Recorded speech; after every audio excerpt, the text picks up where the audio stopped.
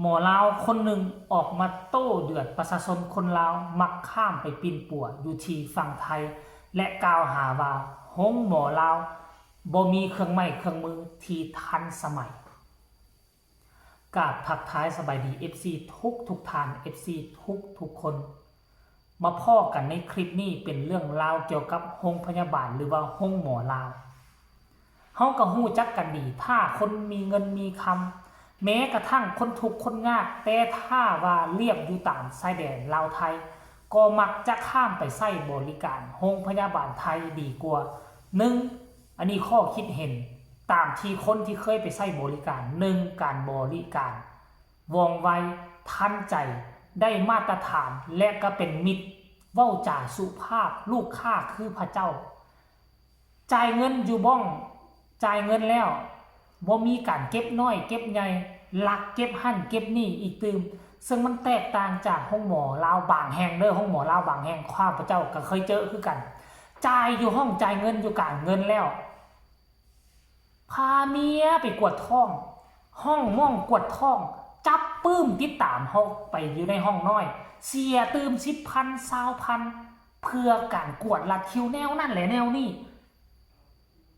ค่อยเคยเจอคือกันอันนี้อาจจะเป็นสาเหตุหนึ่งบ่ที่เฮ็ดให้ประชาชนคนลาวบ่มีความพึงพอใจที่จะไปใช้บริการโรงพยาบาลของลาวเฮาบางบอนเด้อบางทีบางบอนก็ได้มาตรฐานตึกสูงใหญ่ได้มาตรฐานสวยงามซ้ำกับโรงแรมเครื่องไม้เครื่องมือมีท่านหมอคนนี้ก็บอกว่าเครื่องไม้เครื่องมือเฮามีแต่ถ้าเจ้าคิดว่าเครื่องไม้เครื่องมือเฮาบ่ทันสมัยเป็นหยังเจ้าจึงบ่ช่วยบริจาค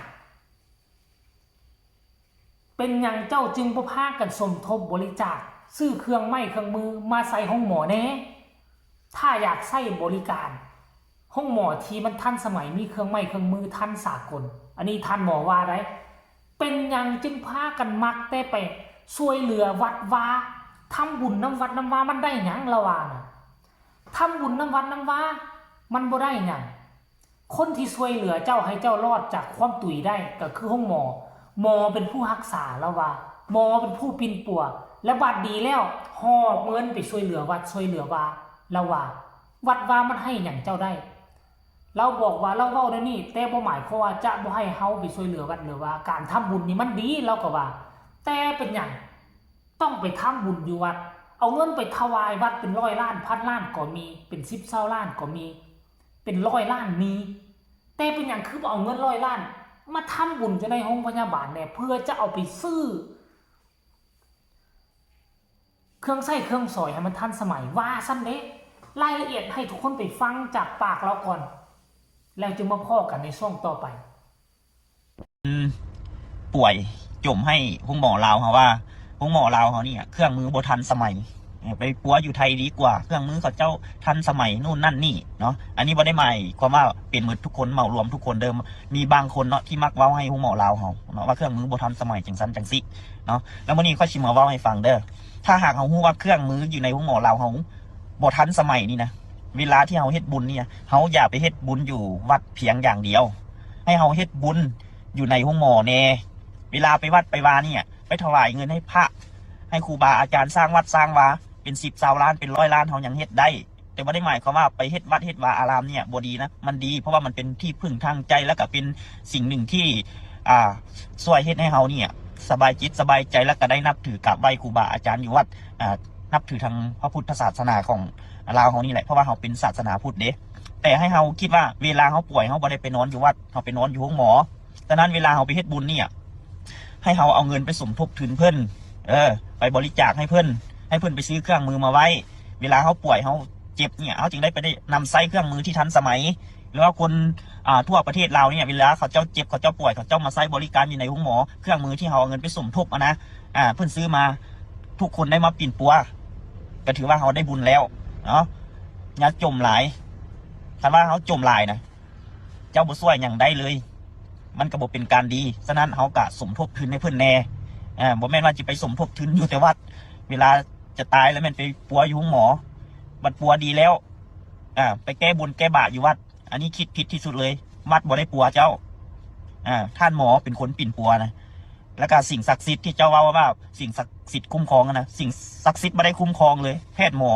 ปัวเจ้านะก่อนที่เจ้าจะรอดสิ่งศักดิ์สิทธิ์เป็นตัวมาช่วยเจ้าคือท่านหมอบ่ให้เฮาคิดเด้อเนาะอันนี้ก็ไม่ได้เหมารวมนะมันเป็นบางคนที่ว่ามักว่าให้หมอเราเฮาบ่ดีจังซั่นจังซี่เครื่องมือบ่ทันสมัยเนาะมันก็มีบางคนเท่านั้นแหละให้คิดเด้อเวลาเฮ็ดบุญนะอย่าไปทำบุญอยู่แต่วัดหลายให้ไปทำบุญอยู่ในห้องหมอได้สมทบทุนให้เพื่อนแน่เนาะเพื่อนจะได้ซื้อเครื่องมือมาใช้ที่เครื่องมือที่ทันสมัยนะเข้าใจเนาะพวกเจ้าได้ฟังกันแล้วหรือยัง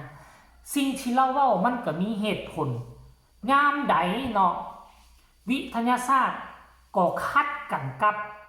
ศาสนาอยู่ดีท่านผู้ชมคัดกันกับศาสนาคัดกันกับความเชื่อ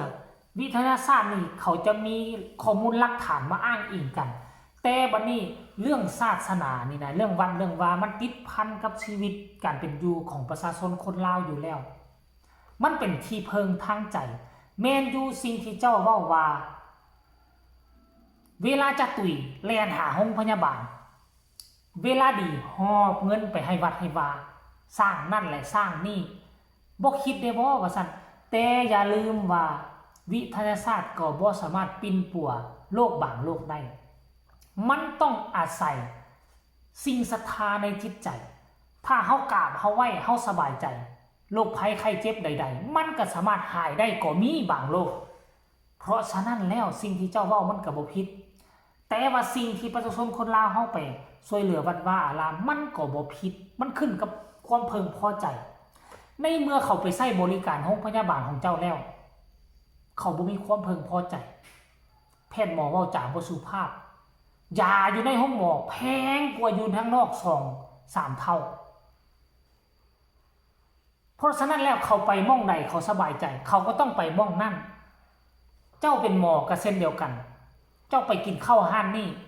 เว้าจาบ่สุภาพเจ้าจะก้มหน้ารับตาไปอยู่วะเจ้าก็ต้องบ่ไปเจ้าไปครั้งนึงแล้วเจ้าก็ลาบกระจังเจ้าก็ไปบนอื่นซั่นตัวแม่นบ่ล่ะหรือว่าเจ้าจะปึ๊กก้มหน้ารับตาไปเขาด่าเขาว่าบ่ม่วนเขาบริการบ่ดีเจ้าก็สิก้มหน้ารับตาไปวะข่อยคิดว่าเจ้าเรียนระดับนั้นเจ้าก็คงบ่ไปแพทย์หมอนะห้องหมอหลังนึงนี่มันมีดีก็หลายแต่คนชั่วก็มีหลายคนมาบ่ม่วนมีหลายคือกันเกือบทุกห้องหมอเพราะฉะนั้นแล้วห้องหมอเป็นบ่อนนึงที่บริการคนเจ็บเป็นผู้บริการคนเจ็บต้องมีสิทธิ์เลือกเขาไปแล้วบ่ได้ตามที่ใจเขาหวังเขาก็ต้องไปม่องที่มันดีกว่าต้องยอมรับว่าโรงพยาบาลไทยดีกว่าลาวเฮาหลายเท่าอันที่1เขาทันสมัยยอมรับสะอาดยอมรับแพทย์หมอเว้ามวนถ้าเว้าบ่มวนเฮาสามารถแจ้งห้องหมอได้เฮาสามารถฟ้องห้องได้แต่ห้องหมอลาวเฮามีหลายครั้งที่คนที่ไปใช้ถูกตำหนิติเตือนบาดเขาต่อว่าบาดเขาถ่ายคลิป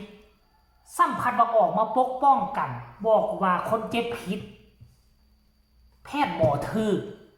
คือมันเป็นการเข้าข้างกันเองซ้ำเขาเห็นทุกครั้งที่ผ่านมามันก็เลยเหตุให้แทนที่จะเอาเงินไปช่วยเหลือโรงพยาบาลช่วยเหลือวัดเหลือว่าดีกว่าสบายใจหลายกว่าช่วยเหลือห้องหมอเขาจิ้มเขาเป็น